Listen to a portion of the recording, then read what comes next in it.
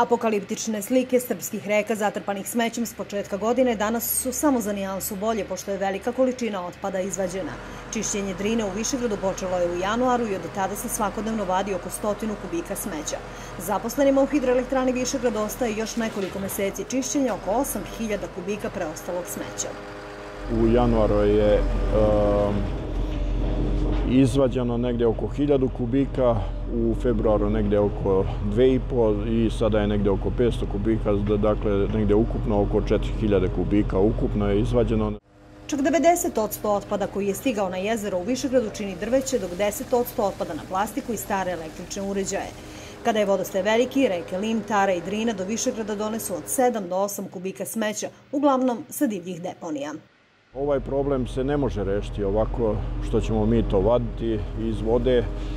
To jedino ljudi moraju shvatiti da kada pustimo tu jednu flašu plastičnu i sav taj otpad da ode nizvodno, onda mi ga se nismo rešili, on će nama se vratiti kroz neke proizvode koje ćemo kupiti u prodavnici, koji će doći iz Bugarske, iz Srbije, iz ne znam nija odakle, sve gdje taj otpad dolazi. Početkom godine vodostaj Drine bio je oko 2200 kubika u sekundi, pa je otpad stigao do hidroelektrane koji na sreću ipak nije ugrozio njen rad, ali je problem što veliki deo otpada pada na dno reke. Dodatni problem stvorilo je pucanje lančanice koja treba da zaustavi otpad koji dolazi, pa se sada radi na postavljanju nove. Zahvaljujući ekološkim aktivistima napravljen je dogovor sa ekološkom organizacijom iz Nemačke koja je uradila veliki deo posla kada je reč o čišćenju. Prvi dogovor sa predstavnicima Eko-Wave-a i sa još nekim firmama izvornika koje se bave reciklažom je bio je taj da specijalizirano vozilo na obalu izbaci plutajući otpad, prvenstveno plastiku, koji će naknadno biti recikliran. Od reciklaže očigledno da nema ništa, a imamo određene informacije da se taj otpad bukvalno samo preko magistralnog puta prebacuje na gradsku deponiju koja se nalazi u samom obalu rijeke Drine, što je veliki apsurd.